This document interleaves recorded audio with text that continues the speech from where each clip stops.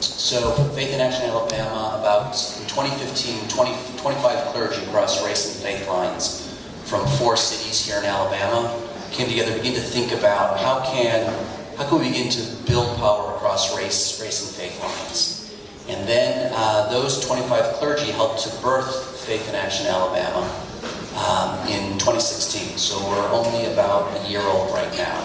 So we have 4 hubs, 4 cities.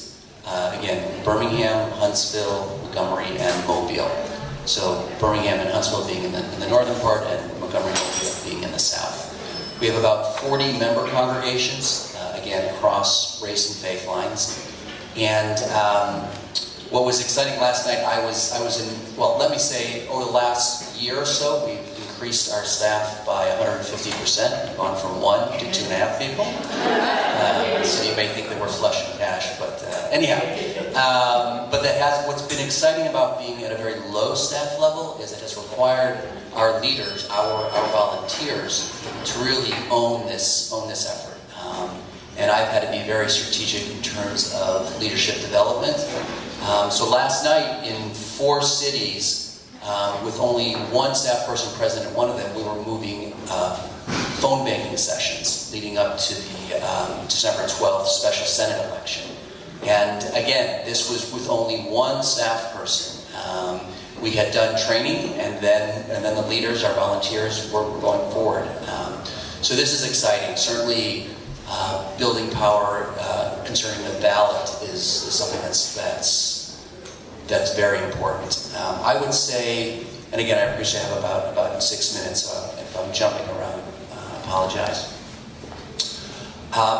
When we're looking at Alabama, I think we have to take on a lie. The lie is that Alabama is the way it is just because. When in fact there have been intentional public decisions to undermine the political and economic power of people of color, particularly African Americans and Latinos. And so we have to begin to really provide a sharp analysis about the pain that has caused communities of color, as well as how it has undermined opportunity for moderate and low wealth whites. And so this is something that Faith in Action Alabama has been focused on helping our leaders gain that clear analysis. One of the ways that we see systemic racism manifesting itself here in Alabama is in the criminal justice system, particularly around mass incarceration.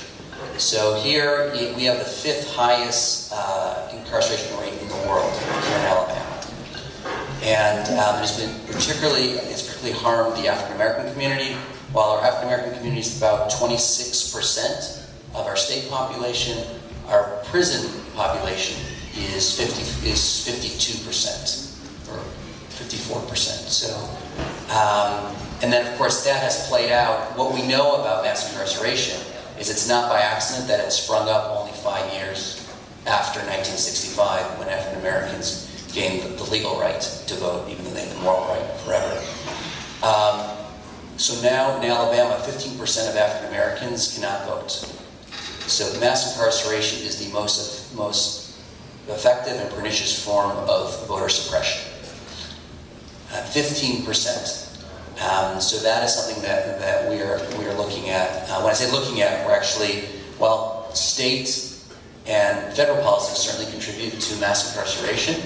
It's also driven by local policies, and that's why our leaders in all 4 of our hubs are engaging the district attorney, who's the most powerful stakeholder in any local criminal justice system.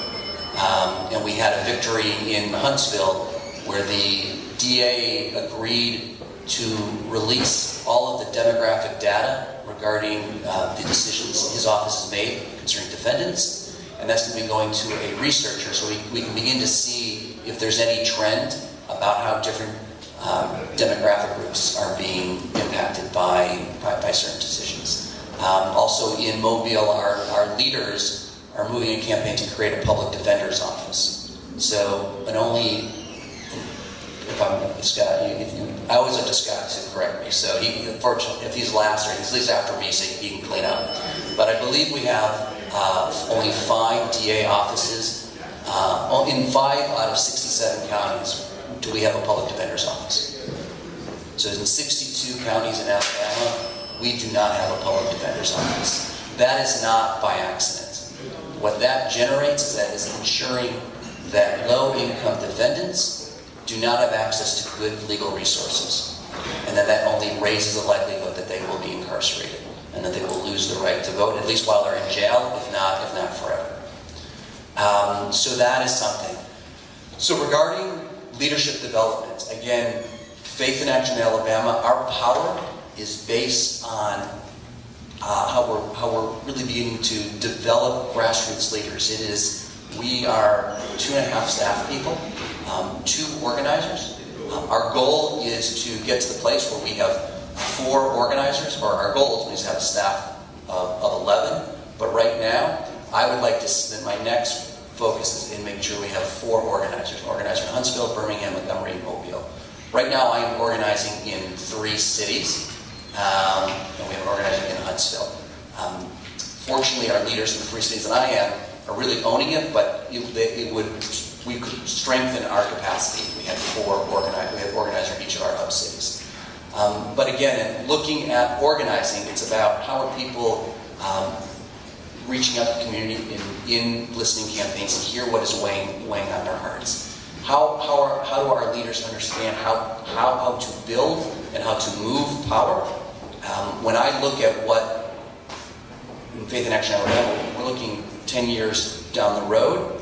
One of the big power moves that we think needs to happen is we need to take on the state constitution, which is another powerful form for having. I've gone over a bit, so I'm gonna wrap up here. So that is an intentional. Our state constitution, we have an incredibly low property tax rate. There's a cap on it that undermines. We have the lowest property tax rate in the country. If we raised it, if we doubled it, we would still have the lowest. And so that undermines revenue that we can raise, we can invest into our safety net, into programs that can create pathways to opportunity. And then, of course, the state constitution also deprives local communities of home rule. And perhaps Scott's going to talk about the minimum wage effort and how that impacts us. The state constitution was devised, if you look at the proceedings in 1901, with the intentional effort is that we want to maintain white supremacy. It's not about intuiting. It is said in that fashion. So again, we will only be able to dismantle systemic racism if we build power at the grassroots level. Litigation is incredibly important, but if we're not having folks at the local and state levels holding their elected officials accountable and driving a vision, we will not be able to do it. On the flip side, we've seen in Alabama what happens when people own. So anyhow, thank you so much for your time.